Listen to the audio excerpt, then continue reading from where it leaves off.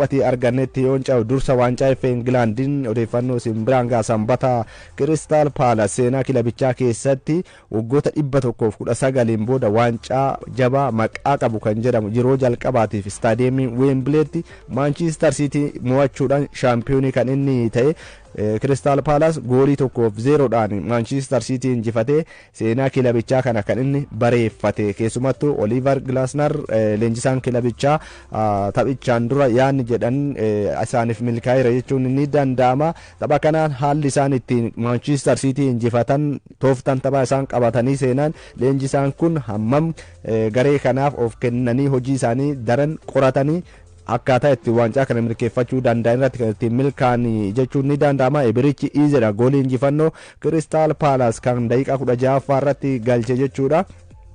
Kanaanis seenaa kilabichaa kana akka galmee isa bareeda irratti isaaniif galmaa'u taasisanii jiru. Crystal Palace Manchester City ammoo Pep Guardiola jalatti erga bara 2016-17 as yeroo jalqabaatiif bara dorgommiidha waancaa malee kan itti xumuran ga'umsa gadi aanaadhaan bara dorgommii kan goolaban ta'uusaa kan mirkanaa'e kilabni kibba London Crystal Palaceedha. Kana dura waancaa FA England kana yeroo lama xumuraaf ga'eera. Lamaan isaaniitu magaalaa Manchester kan biraa kan ta'e Manchester Unitedin waancadhaaf ga'e xumuraaf ga'e waancaa osoo hin argatin kanaaf irra deebi'ee garuu magaaluma Manchester keessatti kan argamu kilaba Manchester City injifachuudhaan shaampiyoonii waancaa FA England kan inni ta'e seenaa kanas hojjetan jechuudha.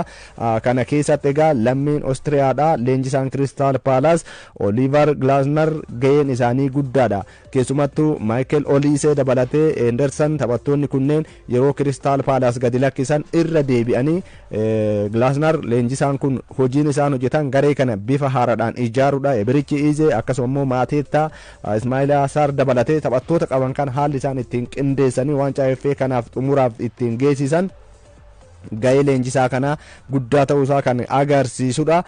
Keessumattuu leenjisaan kun leenjisaa nama beekumsa qabu hubannoo kubbaa miilaa nama qabu jechuudhaan kan isaan leellifamanii deeggartoonni Crystal Palace illeen taphichi yeroo eegalutti gammachuudhaan staadiyeemii isaanii fooshtuu isaanii halluu diimaaf kan immoo keessumattuu daran deeggartoonni Crystal Palace ittiin beekaman uffatanii gurraachaaf diimaa isa wal makeessaan uffatanii dirree Wembley miidhagsaa turan xumura isaanis dhuguma akkasuma hawwii isaanii kana kan isaan mirkaneeffatanii waancaa kana fudhachuudhaan alatti ammoo hirmaannaa liiga Awurooppaatillee karaa qaxxaamuraatiin kan isaan argatanii kana keessatti egaa goolii eegan Crystal Palace fi kan goolii eegan duraanii Manchester United Dean Henderson ga'ee guddaa baateera. Peenaalitii Omar Marmush jalaa deebiseera. Peenaalitii kanaan Haalandii isaaf kennuu isaatillee Pep Guardiola taphicha booda ani taphataan kam akka peenaalitii kana rukutu hin heeyyamne ofii walii isaaniitiif walii kennan jechuudhaan kan ittiin komate ta'uudhaan kan galmaa'e. Kana alatti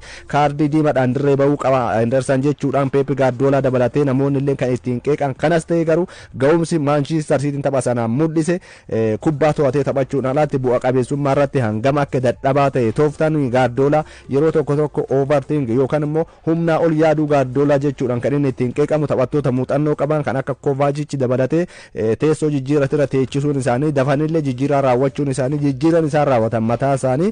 Erling Haaland dirree keessa daqiiqaa 90 ture garuu hangas mara sochii hin qabne kan dirree tursiisanii Omar Marmush baasuudhaaf yaalanii. Kanas ta'e garuu Crystal Palace haalli isaan qaawwa Manchester City qabu ittiin fayyadaman kubbaa Manchester City gadi lakkisanii kallattiin kubbaa argatan yeroo goolii galchan kubbaa tokko argatan tokkicha goolii galchan sana booda karra isaanii cufatanii numaayyuu carraa goolii lammaffaa argatanii taphaan ala jedhamuun kan jalaa haqame Crystal Palace. Kanas ta'ee seenaa waggaa 119 kibba Londanitti haaromeera. Oliver Glasner waliin waancaa kana fudhataniiru. Taphicha dura waa dubbatanii ture leenjisaan Crystal Palace Oliver Glasner lukkuun osoo killee lukkuun hin buusin waa'ee killee hin dubbannu yookaan waa'ee killee hin haasofnu jedhanii ture. Amma garuu lukkuun killee buuftee fi jirti yookaan Crystal Palace waancaa fudhateera.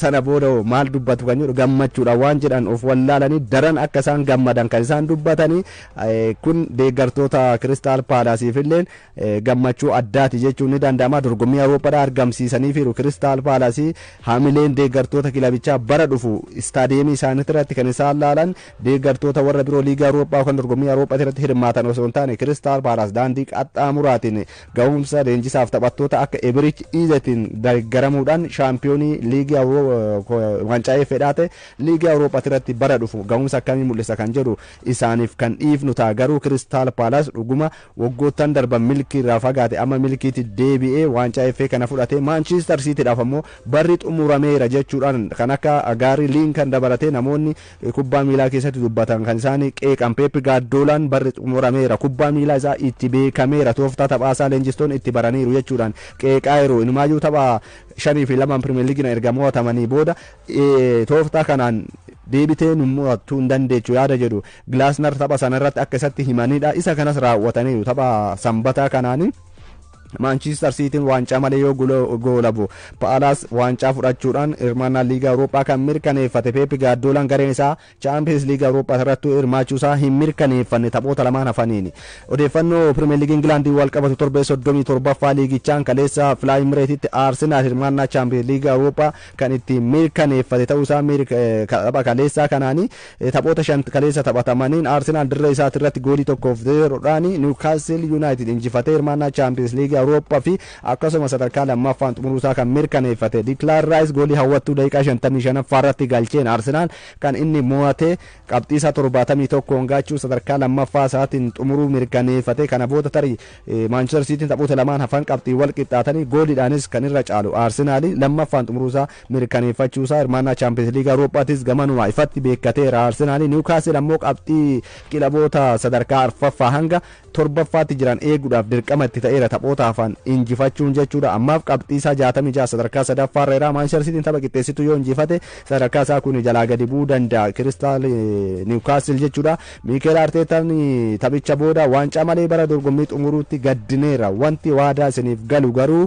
Arsenaaliif waancaa argamsiisuudhaaf lubbuu kiyyaayyuu nan kenna jedheera. Mikel Arteetaan waan barbaachisu nan hojjedha gochuun qaba. Deeggartoonni Arsenaal garuu miira keessa jiran kana anis nan qooddadha garuu imala waggoota 3 darban keessa waan tokkollee milkeessuu dhabuu keenyatti baay'ee gaddeera. Isa kana fooyyessuudhaaf waliin taane ammas tokkummaan keenya nu barbaachisa nu waliin ta'a jechuudhaan deeggartoota Arsenaal akka isaaf deeggarsa qaban ibsaniiru. Martin Odegaard dursaan taphattoota Arsenaal ammoo amma nuti waancaa Premier League Englandiin waancaa malee xumuruun keenya liigicha keessatti mo'achuu akka hin dandeenye liigii kanaaf hin madaallu jechuudhaan gaabbuusaa akkan dubbateera. Taphataan kun taphoota biroo Premier League Englandiin kaleessa taphatanii Nottingham Forest 2-1 West Ham United mo'atee tariitii taphoota hafaniin carraa Champions League Awurooppaa argachuudhaaf qabu ammas itti fufeera. Garuu taphoota hafan injifachuun dirqama. Warri biroo ammoo qabxii kan gatan yoo ta'e qofaadha kan inni qabxii kana mirkaneeffatu. Morgan Gibbs White fi akkasuma immoo Milankovic gooliiwwan lamaan Nottingham Forest galchaniin Jarrod Bowen goolii takkitti West Ham injifatamurraa